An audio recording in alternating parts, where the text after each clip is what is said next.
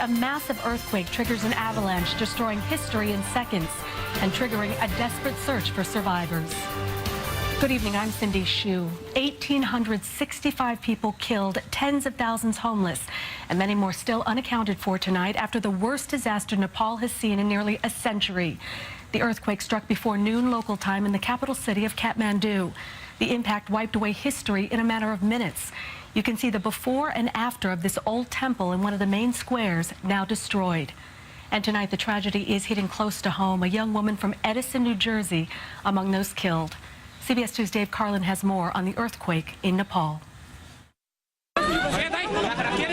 Panic in the streets of Kathmandu after a quake toppled temples that stood for centuries, brought down buildings, and tore open roads. It was a very horrifying situation. These were the terrifying moments when the quake hit, caught on security camera video, the earth shaking violently for a full 30 seconds. You could actually see bodies where the head, like scattered on the side of the mountain.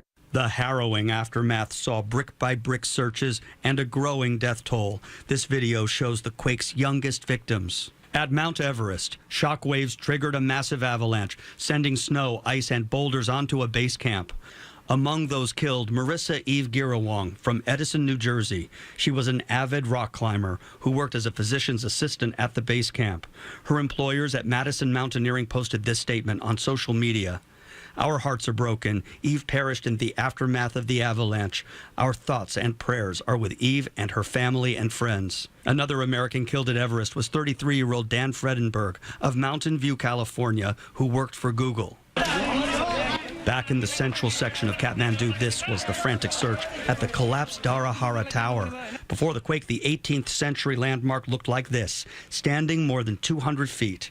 But after, it was a pile of ruins with visitors trapped underneath. All these pictures, I see that, I still am having goosebumps. Feelings of desperation and helplessness for some residents of New York's Nepalese community in Jackson Heights, Queens. Which of your family members are there in Nepal?